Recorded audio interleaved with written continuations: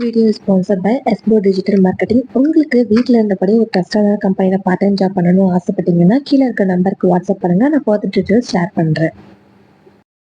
Skip பண்ணாதீங்க. பெரிய தப்பு. தினம் 300 ரூபாய் சம்பாதிக்க அரிய வாய்ப்பு. இன்ஸ்டாகிராம், ஃபேஸ்புக் பயன்படுத்த தெரிந்தால் போதும். Content post and content publishing மூலமா தினம் 300 ரூபாய் சம்பாதிக்கலாம். இந்த வேலை செய்ய 5 நிமிடம் போதும். Work training support, group communication support, all language customer live chat support, முக்கியமா சொந்தமா ஒரு பிசினஸ் ஸ்டார்ட் பண்ற அளவுக்கு உங்களால கற்றுக்கொள்ளவும் முடியும், சம்பாதிக்கவும் முடியும். இந்த வேலை வாய்ப்பு வழங்குவது 5 வருடத்திற்கு மேல ரன் ஆகிட்டு இருக்க நம்ம தமிழ்நாட்டு company school of business organisation private limited. மேலும் விவரங்களுக்கு டிஸ்கிரிப்ஷன்ல கொடுத்திருக்க நம்பருக்கு வாட்ஸ்அப் பண்ணுங்க.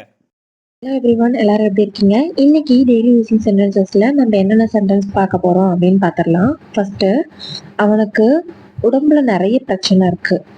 ஒருத்தரை பத்தி நம்ம சொல்லும் போது அவங்களுக்கு நிறைய ப்ராப்ளம்ஸ் இருந்துச்சு அப்படின்னு சொல்லுவோம் இல்லையா? அதை he has many health issues. He has many health issues அப்படின்னா அவங்களுக்கு நிறைய ஹெல்த் இஷ்யூஸ் இருந்துச்சு, நிறைய உடம்புல பிரச்சனை இருந்துச்சு அப்படின்னு சொல்றது.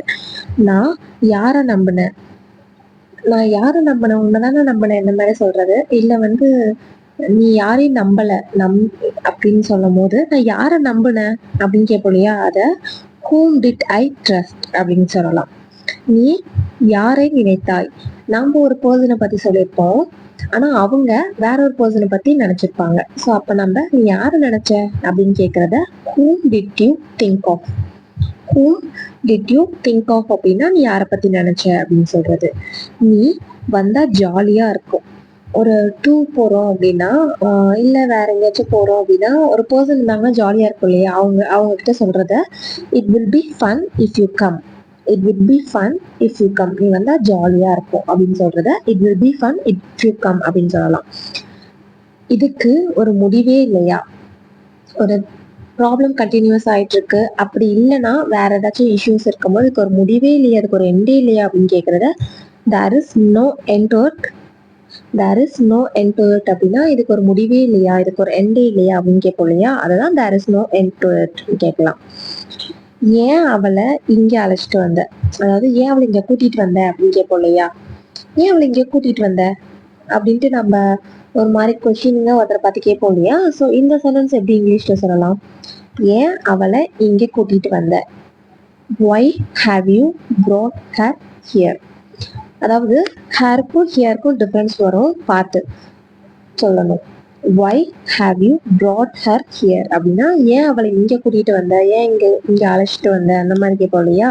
ஸோ அதான் why have you brought her here அப்படின்னு சொல்லுவோம். நெக்ஸ்ட், அதை எடுத்துட்டு வா. அதை எடுத்துட்டு வா, ஒரு திங்ஸ் அதை போய் எடுத்துட்டு வா அப்படின்னு சொல்லுவோம் இல்லையா? இதை ஈஸியா சொல்லலாம். நிறைய பேருக்கு இந்த சென்டென்ஸ் தெரிஞ்சிருக்கும். bring it. bring itனா அதை கொடுன்னு சொல்றது, bring thatனா அதை எடுத்துட்டு வான்னு சொல்றது. இதை எடுத்துட்டு வா, அதை எடுத்துட்டு வா அந்த மாதிரி சொல்லுவோம் இல்லையா? அதை bring it, bring that இந்த மாதிரி மாத்தி சொல்லுது. நான் அவளை இங்க அழைச்சிட்டு வந்திருக்கேன்.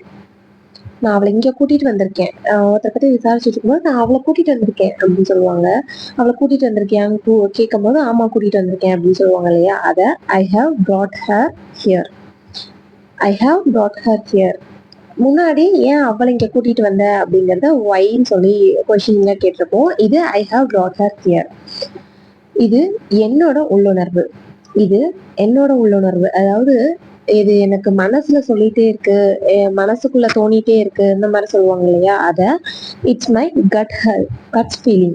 இட் மை கட் ஃபீலிங் அப்படின்னா என்னோட உள்ளுணர்வு, மனசு சொல்லுது அப்படின்னு சொல்றது. இது வேற மாதிரி சொல்லலாம். இட்ஸ் மை இன்ட்யூஷன் அப்படின்னு சொல்லலாம். இன்ட்யூஷன்னா உள்ளுணர்வு, மனசு சொல்றது, இந்த மாதிரி சொல்றது. ஐ ஹோப் இந்த வீடியோஸ் உங்களுக்கு ரொம்ப ஹெல்ப்ஃபுல்லா இருக்கும்னு நினைக்கிறேன். இந்த மாதிரி நிறைய வீடியோஸ் நம்ம சேனல்ல போஸ்ட் பண்ணியிருக்கோம். மறக்காம சேனல் சப்ஸ்கிரைப் பண்ணி செக் பண்ணி பாருங்க. Stay tune for next video. மறக்காம சேனலை சப்ஸ்கிரைப் பண்ணிக்கோங்க, அது எனக்கு இன்னும் அடிஷனல் மோட்டிவேஷனா இருக்கும். டாடா பாய், ஸ்டே டியூன்.